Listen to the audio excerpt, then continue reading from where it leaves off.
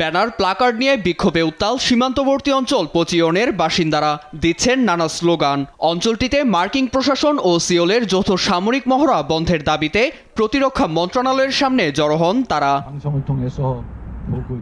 নিরাপত্তার নামে নিজ বাড়ির উপর দিয়ে সামরিক বিমান বাহিনীর মহড়া চলতে দিতে নারাজ সাধারণেরা।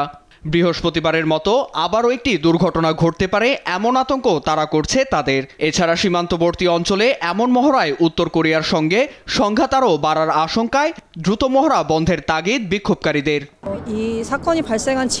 একটি দুর্ঘটনা ইতোমধ্যেই ঘটেছে। অঞ্চলটির সাধারণের নিরাপত্তার কথা কর্তৃপক্ষের মাথায় রাখা উচিত। এছাড়া দুই দেশের সীমান্তবর্তী অঞ্চলে মহড়া চলতে থাকলে যে কোনো সময় আঞ্চলিক নিরাপত্তার ঝুঁকি তৈরি হবে। সবার নিরাপত্তা নিশ্চিত করে কোরিয়ায় শান্তি প্রতিষ্ঠাই আমাদের কাম্য। বৃহস্পতিবার সিওল থেকে প্রায় 40 কিলোমিটার উত্তর পূর্বের পচিয়ন শহরে ফায়ারিং মহড়ার সময় ভুলবশত বিমান থেকে 8টি 500 পাউন্ডের বোমা বেসামরিক স্থাপনায় পড়ে। এতে একটি চার্চ সহ বেশ কয়েকটি স্থাপনা ধ্বংস হয়। গুরুতর আহত হন অনেকে। ফাইটার জেটের গর্জন শুনতে পাই, হঠাৎ করে বিস্ফোরণেরও শব্দ কানে আসে। এগিয়ে দেখি প্রায় 4টি বাড়ি নিশ্চিহ্ন হয়ে গেছে। 30 বছর ধরে এখানে বাস করছি, প্রথমবারের মতো এমন ঘটনার সাক্ষী হলাম।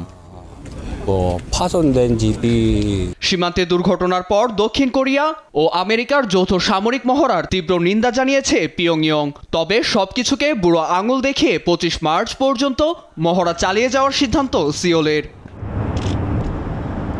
নীরব দাস, নিউজ ডেস্ক, দেশ টিভি।